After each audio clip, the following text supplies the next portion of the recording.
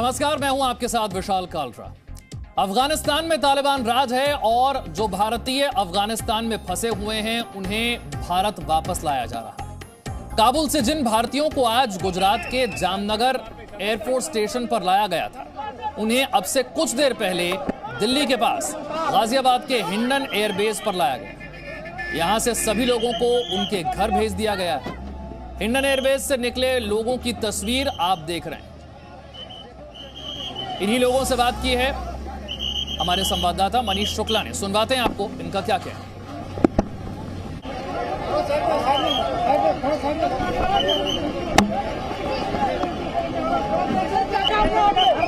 8 साल से हूँ वहाँ पे। हमारे साथ इस वक्त आईटीबीपी के ऑफिशियल रविकांत जी हैं, जो अभी हिंडन एयरबेस पर काबुल से थोड़ी देर पहले यहाँ पर आए हैं, लैंड किए हैं। सर, अपना एक्सपीरियंस बताइए, क्योंकि आप काफ़ी विषम परिस्थितियों में आप और आपकी टीम वहाँ काम कर रही थी, चाहे कंसुलेट की सिक्योरिटी हो, चाहे एम्बेसीज की सिक्योरिटी हो।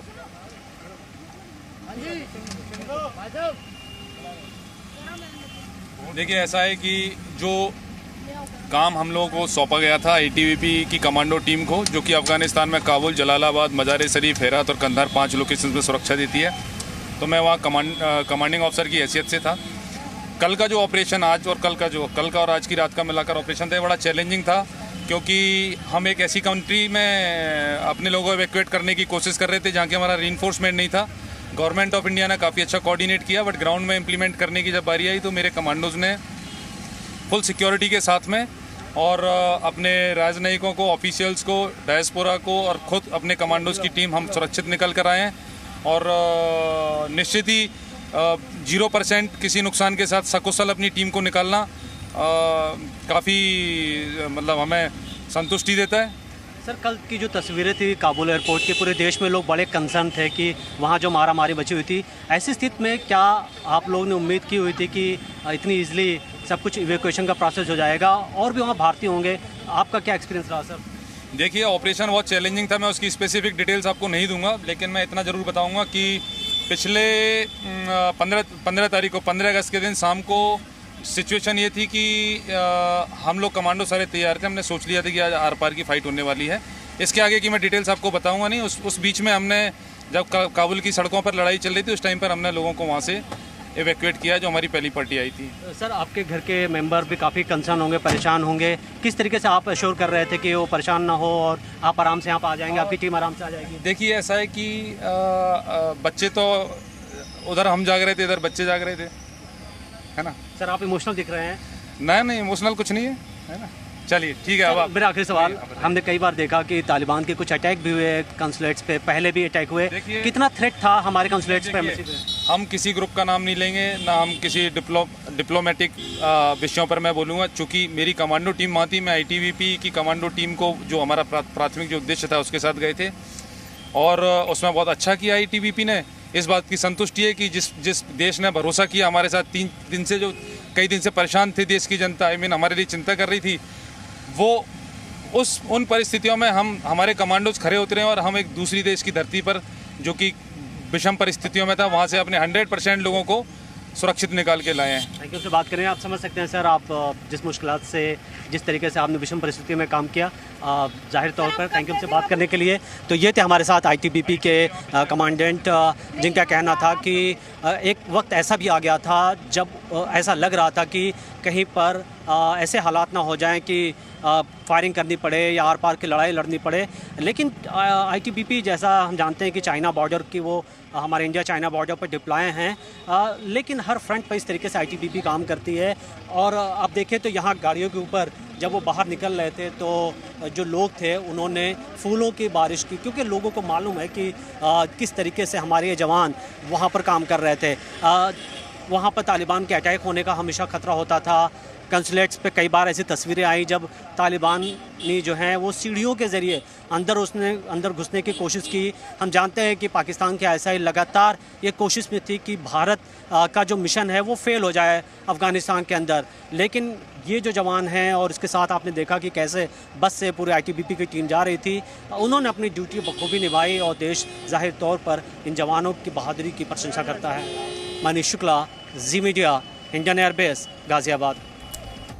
मेरे सहयोगी मनीष शुक्ला इस वक्त मेरे साथ जुड़ गए हैं। मनीष, हम तो काबुल की तस्वीरों को देखकर ही डर रहे हैं। जो लोग काबुल से लौट रहे हैं उनका अनुभव क्या है, उनसे आपने बात की? जी हाँ, देखिए अभी आपने सुना कि किस तरीके से आईटीबीपी के जो वहाँ कमांडर थे वो बता रहे थे कि किन हालात में वो काम कर रहे थे। और उन्होंने एक बड़ी इंपॉर्टेंट बात कही कि एक वक्त ऐसा आ गया था 15 अगस्त को कि हम आर पार की लड़ाई लड़ने के लिए तैयार थे। उनको लग रहा था कि अब सड़कों पर डिफेंस के लिए अपनी ट्रूप को बचाने के लिए या जो इंडियंस हैं उनको सुरक्षित निकालने के लिए कहीं फायरिंग ना करनी पड़ जाए। तो आप समझ सकते हैं कि वहाँ पर क्या हालात हैं। दूसरी बड़ी बात, हमने जिन लोगों से बातचीत की, कुछ लोग कैमरे पर थे और कुछ लोगों से हमने फ़ोन पर बातचीत की, और उन सभी लोगों ने यही कहा कि हम बहुत खुश हैं और हमारे घर के लोग बहुत खुश हैं, क्योंकि हमने एक तरीके से हमें कम ही उम्मीद थी कि जो मारामारी मची हुई है काबुल में, हम इतने आराम से इंडिया के प्रयास की वजह से यहाँ पर आ जाएंगे। लेकिन ये भी कंसर्न है, से वापस भारत लौट पाना ये एक बड़ी उपलब्धि है। जान बचाने में ये लोग कामयाब हुए, क्योंकि जितनी भयावह स्थिति है उसे देखकर भी हम डर रहे हैं। बहुत बहुत शुक्रिया मनीष। हिंदुस्तानी दुनिया के किसी भी कोने में फंस जाए, हिंदुस्तान की सरकार उनकी सुरक्षा को सुनिश्चित करेगी, उन्हें वापस हिंदुस्तान लेकर आएगी। काबुल में फंसे हुए लोगों को वापस भारत लाकर सरकार ने इस भरोसे को एक बार फिर से जिंदा कर दिया। काबुल में फंसे 130 भारतीयों को आज इंडियन एयरफोर्स के विमान से एयरलिफ्ट किया गया। कैसे इस पूरे मिशन को अंजाम दिया गया, इस पर काबुल से जी न्यूज संवाददाता अनस मलिक की ये रिपोर्ट देखिए।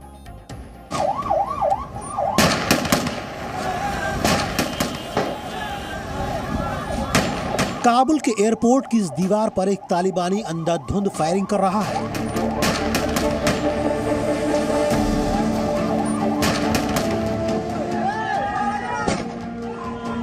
यही वो तस्वीर है, यही वो डर है, यही वो सोच है जिसकी वजह से लाखों लोग अफगानिस्तान से निकल जाना चाहते हैं।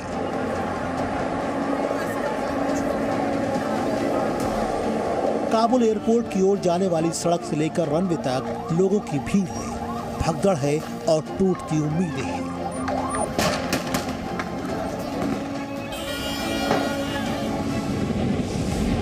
इन्हीं टूटती उम्मीदों के बीच हिंदुस्तान ने 130 भारतीय नागरिकों को एयरलिफ्ट कर लिया है। ये तस्वीर उन्हीं सौभाग्यशाली लोगों की है जो कल तक काबुल में फंसे थे। आज C-17 ग्लोब मास्टर से उन्हें एयरलिफ्ट किया गया है। इन लोगों को गौर से देखिए, इनके चेहरे पर थकावट है, लेकिन थकावट से ज्यादा राहत है। कल तक जिन्हें ये नहीं पता था कि वो जिंदा भी बचेंगे या नहीं, आज वो खुशनसीबी की नींद ले रही हैं। आंखें बंद हैं, अपनी अपनी सीट पर ये लोग गहरी नींद में हैं, क्योंकि इन्हें भरोसा है हिंदुस्तान की सेना पर। अफगानिस्तान में तालिबान के कब्जे के बाद खराब होते हालात के बीच इंडियन एयरफोर्स ने आज दिन में जब इन लोगों को एयरलिफ्ट किया तो जामनगर एयरफोर्स स्टेशन पर इन्हें ऐसे लगा जैसे दूसरा जन्म हुआ हो। We are also continually monitoring the situation there because there are still some Indian citizens who are there. That is why Air India will continue to run its commercial services to Kabul. That is as long as the airport in Kabul functions. Hindustan वापस लौटने वाले लोगों में भारतीय राजदूत और दूतावास के कर्मचारी समेत आईटीबीपी के जवान भी शामिल हैं। जामनगर में इन सब का फूल माला पहनाकर स्वागत किया गया।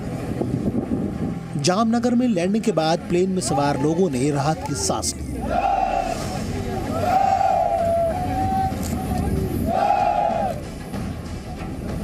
अपने देश पहुंचने के बाद लोगों ने पूरे जोश के साथ विमान के अंदर ही भारत माता की जय और वंदे मातरम के नारे लगाए।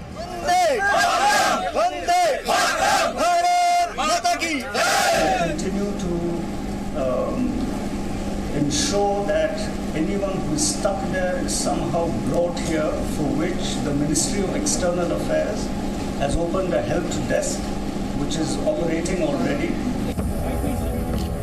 काबुल से भारत लौटे 130 भारतीय पहले जामनगर एयरबेस और उसके बाद आज ही गाजियाबाद के हिंडन एयरबेस पहुंचे।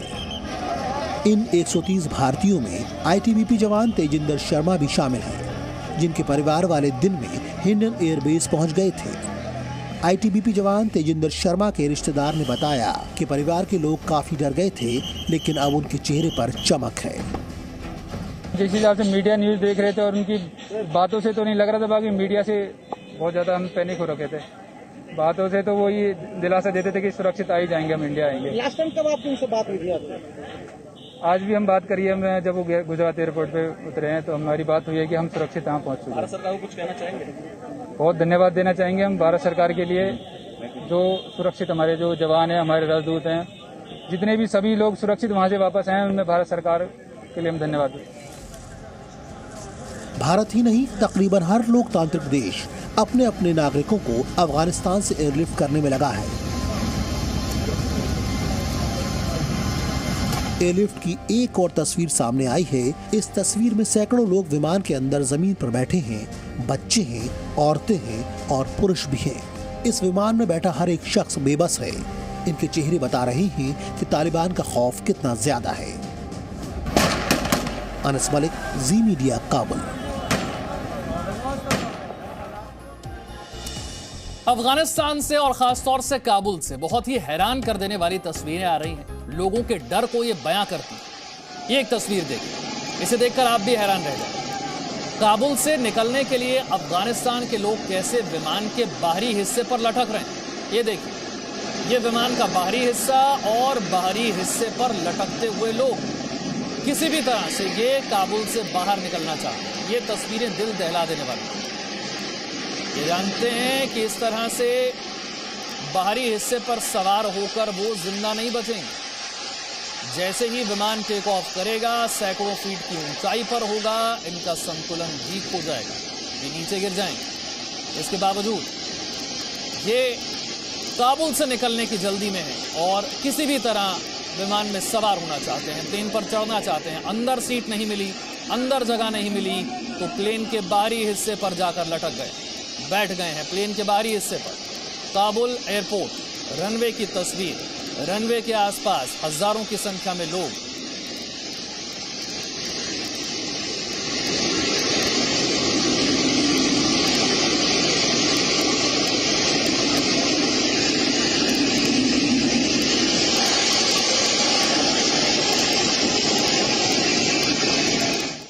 Presenting B News app, available on Google Play and App Store. Download it now.